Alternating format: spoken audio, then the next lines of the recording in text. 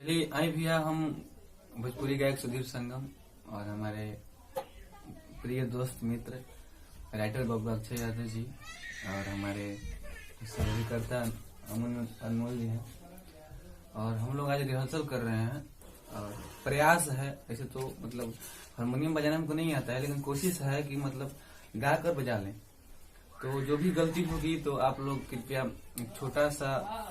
बालक समझ के, अपने घर का छोटा भाई समझ के माफ करिएगा। कि तू ना अइला भुला गइला, कि हमरा के बिरहीन बना गइला, कि यह फागुन में माया तो छछने नुजी, जियते जवनिया में धुआं उठा गइला। एगो पति अपना पत्नी से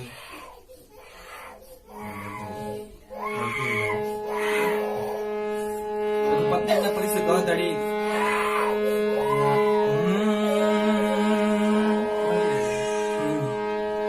कि बिरहा वियोग में तुझारेला कि ना,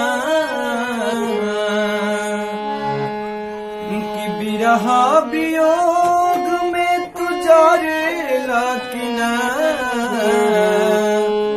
अपना पगली के याद तू करेला कि ना, अपना चंदा के याद तू करेला कि ना। जैसे मारतानी वैसे मारेला कि ना, जैसे मारतानी वैसे मारेला कि ना, अपना पगली के याद तू करेला कि ना, अपना चंदा के याद तू करेला कि ना।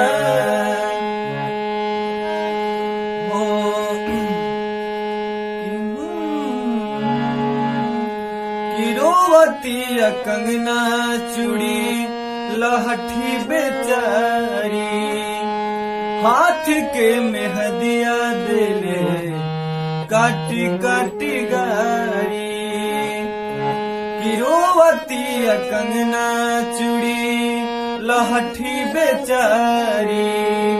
हाथ के मेहदिया दिले काटी काटी गारी, फुर्सत में ध्यान कब धरेला कि ना, कि फुर्सत में ध्यान कब धरेला कि ना, अपना पगली के याद तू करेला कि ना, अपना चंदा के याद तू करेला कि ना।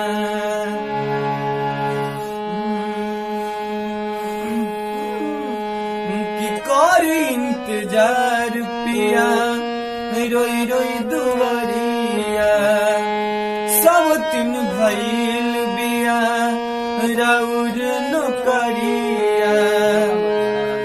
कर इंतजार पिया रोई रोई दुआरिया, कि सब तीन भइल बिया राउर नौकरिया, कि जैसे मारतानी वैसे मारेला कि ना, जैसे मारतानी वैसे मारेला कि ना, अपना पगली के याद तू करेला कि ना, अपना चंदा के याद तू करेला कि ना। बिरहा वियोग में तुझारेला कि ना, बिरहा वियोग में तुझारेला कि ना, अपना पगली के याद तू करेला कि ना, अपना चंदा पगलिका के याद तू करेला कि ना, अपना पगली के याद तू करे